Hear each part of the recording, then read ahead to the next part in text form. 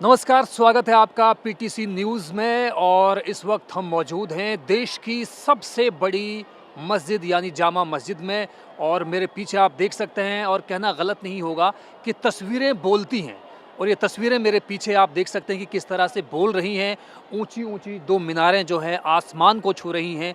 गगनचुंबी ये इमारत खुद ब खुद ये बता रही हैं, इस बात की शिनाख्त कर रही हैं, इस बात की तस्दीक कर रही हैं कि ये एक मुद्दत से, एक अरसे से, एक ज़माने से यूं ही आसमान में लहरा रही हैं। और मेरे पीछे आप देख सकते हैं एक जन सैलाब उमड़ा हुआ है, बहुत बड़ा हुजूम यहाँ पर मौजूद है। और तमाम लोग इसी वजह से आज यहाँ पर मौजूद हैं कि जामा मस्जिद में पहुँचकर रोज़ा इफ्तार किया जाए और रोज़ा खोला जाए। और न केवल दिल्ली बल्कि दिल्ली के आसपास के इलाकों से भी यहाँ पर तमाम लोग मौजूद हैं। तमाम लोग इसी सुकून की तलाश में, इसी इत्मीनान की तलाश में और इसी कैफियत और रूहानियत की तलाश में यहाँ पर आए हैं कि सब जब एक साथ आते हैं, एक साथ बैठते हैं, एक साथ खाते हैं, एक साथ चीज़ों को शेयर करते हैं, तो उसका एक अलग तरह का एक माहौल होता है, अलग तरह का एक एहसास होता है। और उसकी चश्मदीद बनती पीटीसी न्यूज़ की ये टीम। और आज जो है यहाँ पर 28वां ये रोज़ा है जो मुकम्मल होने जा रहा है।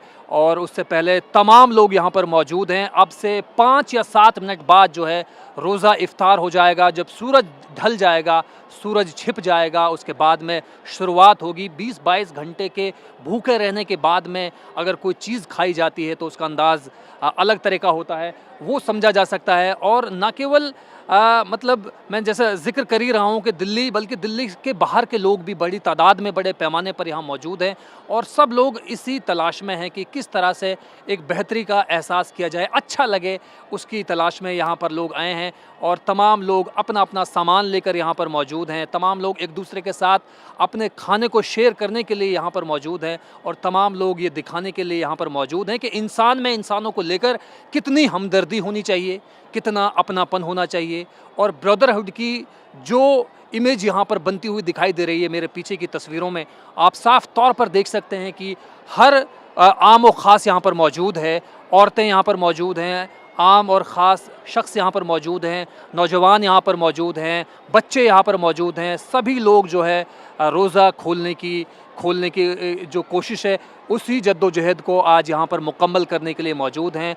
और उसी मशक्क़त को अब से लगभग 5 या 7 मिनट बाद जो है मुकम्मल कर भी लिया जाएगा। जब दिन पूरी तरह से छिप जाएगा उसके बाद में रोज़ा इफ्तार होगा। आम तौर पर मुसलमानों में ये रिवायत है, ये मान्यता है कि जब रोज़ा इफ्तार हो तो शुरुआत जो है खजूर से की जाए और उसके बाद में तरतीबवार पानी पिया जाए। तो ये एक पीटीसी न्यूज़ खुश किस्मत है इस बात को लेकर कि आज वो देश की, हिंदुस्तान की, भारत की सबसे बड़ी मस्जिद के सामने मौजूद है। और मौजूद है हिंदुस्तान के उन तमाम लोगों के बीच में जो रोज़ा इफ्तार करने के लिए यहाँ पर मौजूद हैं।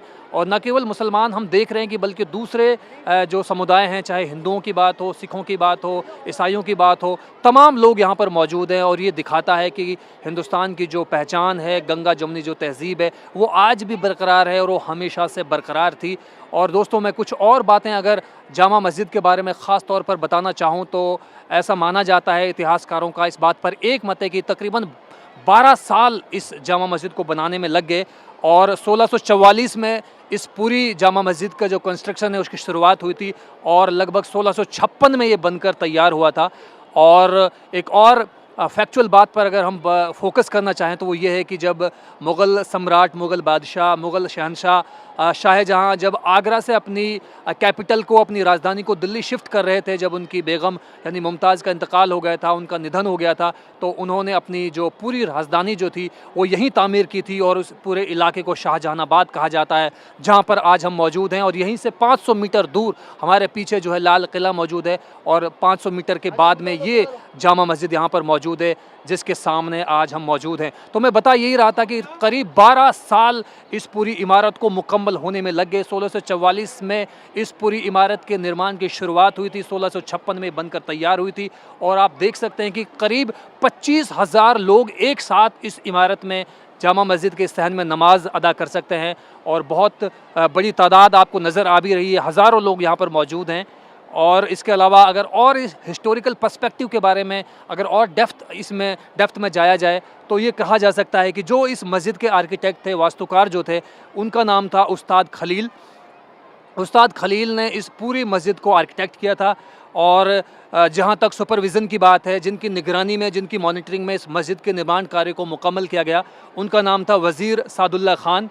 और इस मस्जिद का जब सन 1656 में इनॉग्रेशन हुआ, इसकी शुरुआत हुई, शुभारंभ हुआ, तो उस वक्त जो है सैयद अब्दुल गफ़ूर शाह बुखारी के प्रेजेंस में ये इनॉग्रेशन देखा गया। उस वक्त की तमाम जो हुजूम था, जो तमाम लोग थे, वो गवाह बने इस बात के।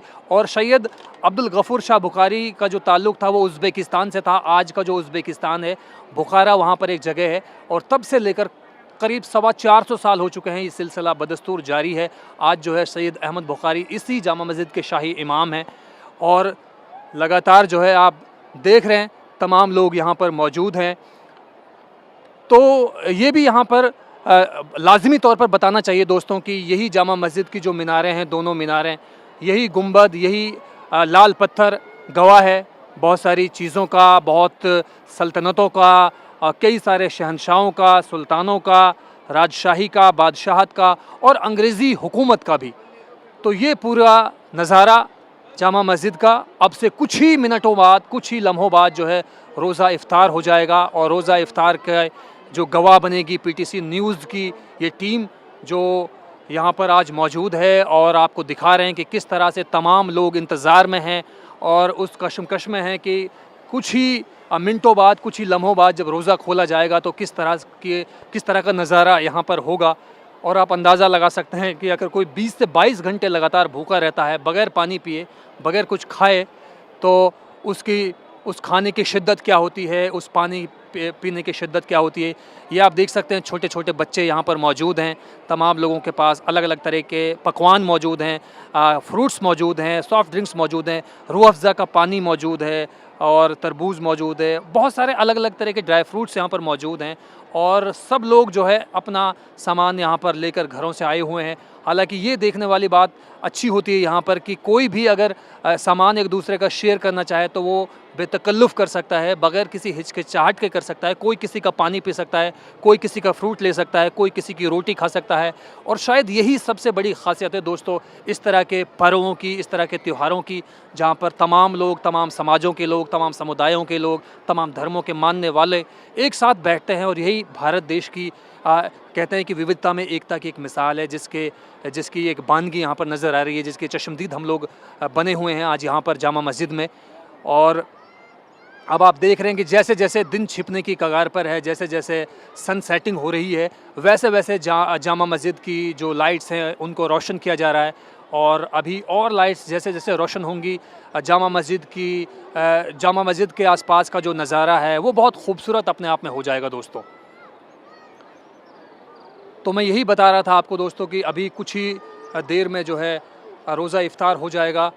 और जब जामा मस्जिद का ज़िक्र होता है तो जैसे मैं बता रहा था कि जामा मस्जिद गवाह है कई सारी सल्तनतों की, बनती बिगड़ती सल्तनतों की, राजशाहियों की और हुकूमतों की, अंग्रेज़ी हुकूमतों की भी, और अब डेमोक्रेसी जबकि 75 साल हो चुके हैं उसकी भी गवाह यही जामा मस्जिद बनी है। तो ये तमाम चीज़ें देखनी होती हैं। और ख़ास तौर पर जब 1857 की बात होती है दोस्तों, तो 1857 का जब केंद्र बना था दिल्ली शहर, तो उसका मरकज़ यही दिल्ली के आसपास का पूरा इलाका बना था। यहीं पर तमाम लोग इकट्ठा हुए थे, तमाम लोगों की यही कोशिश थी कि जामा मस्जिद के इस प्रांगण से, इस इलाके से एक पैगाम दिया जाए अंग्रेज़ों को कि यहाँ पर पूरा हिंदुस्तान एक है, हिंदुस्तान के तमाम मज़हबों के मानने वाले एक है। तो ये एक रोज़े की शुरुआत अभी हो जाएगी थोड़ी देर में, उसका सिग्नल यहाँ पर मिल रहा है और ये आप देख सकते हैं दोस्तों।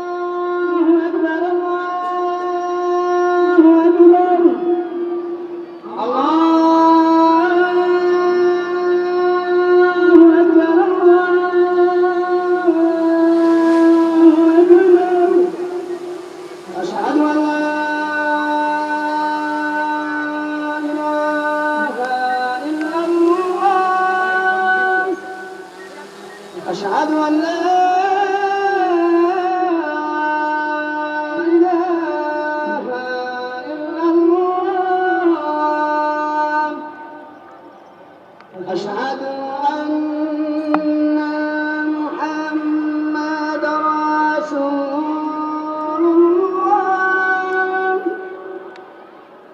अशहदु अन्ना मुहम्मदन रसूलुल्लाह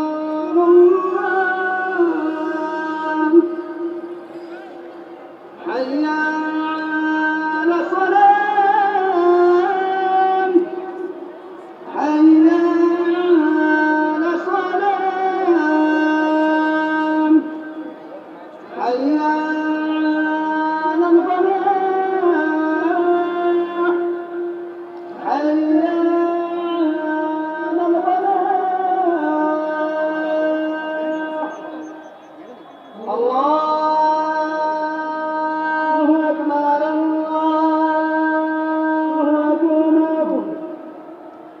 ला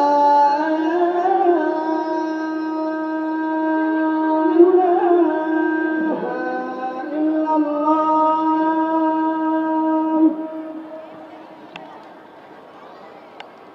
तो दोस्तों ये अज़ान आपने सुनी रमज़ान के पाक महीने में, रमज़ान के मुक़द्दस महीने में अज़ान को आपने सुना और तमाम लोग जो है अब अपनी अपनी इफ़्तार पार्टी का एक तरह से सेलिब्रेट कर रहे हैं उसको, इस पूरे आयोजन को। और अब से कुछ ही लम्हों बाद, कुछ ही मिनटों बाद जो है तमाम लोग जामा मस्जिद के सहन में मौजूद रहेंगे और तमाम लोग जो है नमाज का एहतमाम करेंगे, नमाज़ पढ़ते हुए नज़र आएंगे। ये पूरा हुजूम आपको एक साथ नमाज़ पढ़ते हुए नज़र आएगा जब इनका ये जो इफ़्तार का जो पूरा प्रोग्राम है ये पूरा हो जाएगा। उसके बाद में तमाम लोग जो है मस्जिद के सहन में चले जाएंगे। तो ये एक पूरा एक जो रिवायत है जो सदियों से चली आ रही है, एक पुरानी जो एक संस्कृति है उसको हमने दिखाया और बहुत सलीके के साथ दिखाया, बहुत कायदे के साथ दिखाया। और यही ख़ासियत है दोस्तों हिंदुस्तान की कि तमाम लोग, अलग अलग धर्मों को मानने वाले लोग यहाँ पर मौजूद होते हैं और गवाह बनते हैं। हम जैसे वो लोग जो चाहते हैं कि हिंदुस्तान में मोहब्बत जो है फैलती रहे, फूलती रहे, फलती रहे और इसका जो जायका है उसका लुत्फ़ पूरी दुनिया में फैलता रहे, जिस बात के लिए हिंदुस्तान जाना जाता है। और यही वो सीढ़ियाँ हैं मेरे कैमरा पर्सन प्रदीप राणा जी के पीछे, जहाँ पर सन 47 में मौलाना अबुल कलाम आज़ाद साहब खड़े होकर ये कह रहे थे कि आपको कहीं नहीं जाना है। तो ये जामा मस्जिद जो है बहुत सारी कहानियों की एक गवाह है। बहुत सारी कहानियाँ इसी जामा मस्जिद के पीछे लिखी हुई हैं।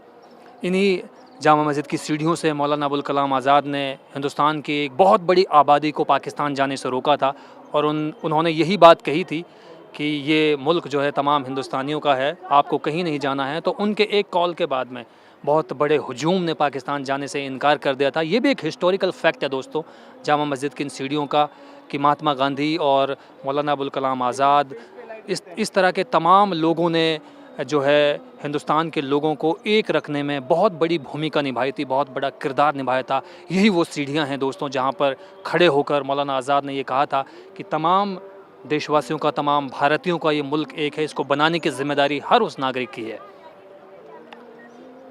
तो दोस्तों आज पूरा ये कल्चर हमने आपको दिखाया कि रमज़ान का जो पवित्र महीना होता है, रमज़ान का जो पाक महीना होता है, जैसे जैसे वो गुज़रता जाता है और आखिरी वक्त में जब पहुंचता है तो उसकी शिद्दत कितनी हो जाती है, उसकी कैफियत कैसी हो जाती है और उसके चश्मदीद आज हम यहाँ पर बने। हमने आपको दिखाया कि रोज़ा किस तरह इफ़्तार किया जाता है, किस तरह अज़ान लगती है, अज़ान के बाद में किस तरह से एक अलग तरह का एक सुकून यहाँ पर पैदा होता है। तो फ़िलहाल के लिए बस इतना ही। मुझे और मेरे कैमरा पर्सन प्रदीप राणा जी को दीजिए इजाज़त। नमस्कार, बहुत बहुत शुक्रिया।